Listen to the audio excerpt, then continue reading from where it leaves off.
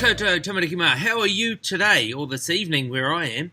It's pouring down outside in Hawara at the moment. I hope the weather's a bit better where you are. Back in the shed again, you can probably hear the dryer in the background. So we're into Chapter 14, City of the Lost. It's another long chapter today, so let's get cracking. Chapter 14, City of the Lost. It was the end of May when the train reached Berlin. After 9 days of stopping and starting, of lying up in sidings, of crawling along the battered track.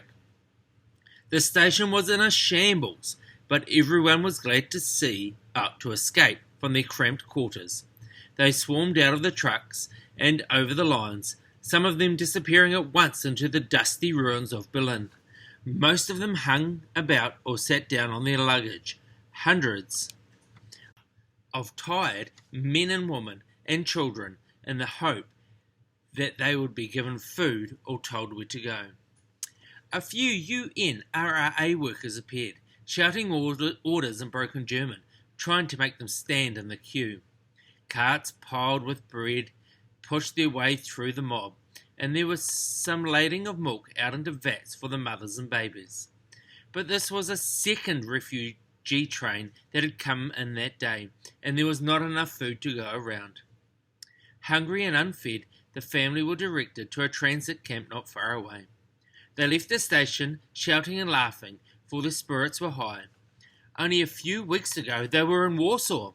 10 days ago Edith had not been found, and now they were all together and had covered a third of their way to Switzerland. They did not seem to notice that everything around them had been destroyed. The buildings that had stood for generations had been wiped out. Perhaps it was because they were too used to it. Warsaw looked no different.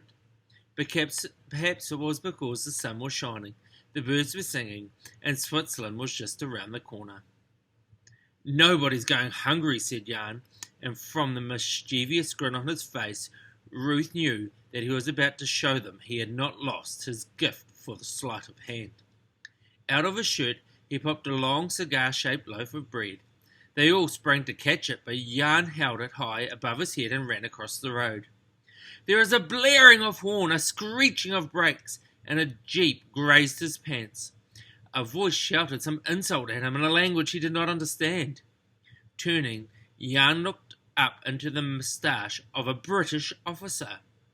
He made a long nose at it, and in a leisurely manner finished his crossing off the street. The officer pretended not to notice and waved his driver on. Each party promptly dismissed the matter from his mind, but they were to meet again soon, and in the oddest of circumstances. Meanwhile, all interest was focused upon the loaf. The four of them sat down on the rubble to make short work of it. "I bet that cost you a pretty penny," said Edith sarcastically. "I borrowed it when the cart came around," said Jan. "In Germany we called that organising," said Edith. There was more food for them at the transit camp. A disused cinema whose floor appeared to contain the entire population of Berlin. After 4 helpings of soup each, they were given blankets and straw-filled mattresses and ushered into the corner of the hall. Here, a seedy-looking flag and a scribbled notice on the wall indicated that they were in Poland. The electricity was not working, and the only light came from a hurricane lamps suspended from the balcony above. As far as they could see, the whole floor was carpeted with mattresses. They threw theirs down where they stood, in the no-man's land between Poland and Yugoslavia. This was to be their home while they were in Berlin. It was warm and dry and comfortable, and they were delighted, especially Bronia, who loved to hear Polish voices, as they made it feel like home. Next to her she found a child of her own age, whose mother was as good as Ruth at telling stories and knew many folk tales that Bronia had never heard. In spite of the crowded conditions, all was quiet and orderly in the hall, except at mealtimes when they went up on the balcony. People were content to lie about in their mattresses, smoking, reading, talking, playing cards. The night was so quiet that Edith felt ashamed of his coughing and tried to smother it in his blanket for fear of waking the sleepers. Then, in the early morning, When the first wakers were stirring, came an unexpected moment of panic. Someone shrieked near the entrance. People sat up, heaved off their blankets, stood up, craned their necks to see what was happening. There was a general movement towards the entrance, stifled almost at once by another in the opposite direction. A wave of bodies rolled inwards, and for a minute or two it looked as if there was going to be a stampede. Then, as abruptly as it began, the noise died down, and it was all quiet again. "What was that about?" said Bronia. "Here's someone who can tell us," said Ruth, as an excited new arrival, jumping from mattress to mattress, landed 3 jumps away. "A chimpanzee escaped from the zoo," the new arrival announced breathlessly. Jan was instantly alert. "There's nothing to be afraid of," he said. "I wish you'd come over here." "Thank the Lord the brute's taken itself off," said the man. "Oh," said Jan. If he had been told that Switzerland had been flattened in an earthquake, he could not have been more disappointed. "Those Greeks threw boots at it, and a couple of hurricane lamps as well. They've got some sense."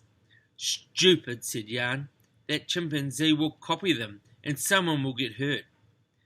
He was all ready to continue the argument, but the Pole on the mattress opposite was reading out, or rather translating, from a German news sheet an article that demanded all his attention. "Chimpanzee escapes from the zoo," he translated. "At large since Monday evening, Bristro the chimpanzee, who for some years has delighted visitors to the Tiergarten with his amusing antics, escaped from his cage on Monday night. He was seen to board a tram in the Adolf Hitler Strauss, where he bit one of the terrified passengers before alighting at the next stop. Police gave chase, but the animal climbed a derelict building and, from a dangerous perch high above the street, proceeded to throw bricks at anyone who approached. He was still there when darkness fell.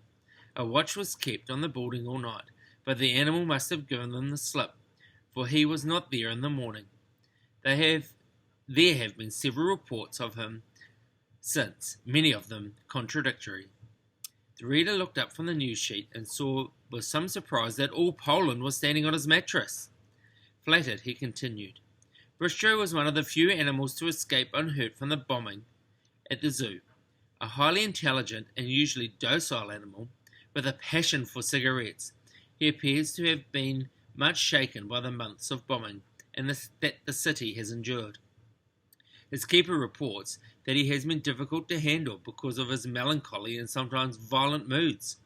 Anyone who sees him is advised to do nothing to anger him and to report at once to the police." The crowd despaired, and the news sheet passed from one hand to hand.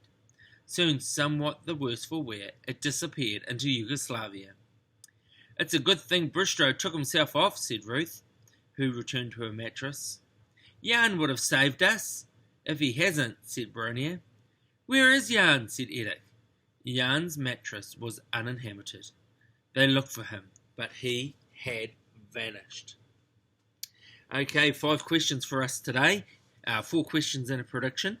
There's no extra activity today, so what I want you to do is to go back and look through the extra activities to one that you may not have done and complete one of those extra activities. Let me know which one it is so I know to mark it. Also, if you've been given any feedback, maybe about your spelling, maybe about the depth of detail in your answers, go back and have a look at some of those and see if you can make some improvements. So that's your goal for today, to finish off any extras that you haven't done or fix up and add detail to any of your answers. If you're a Year 8 student, you would be asked to be doing those extra activities as part of your work if you were in class. Don't forget, if you do any work in your reading or any work, whether it be writing or maths, please share that with your teacher who's marking that.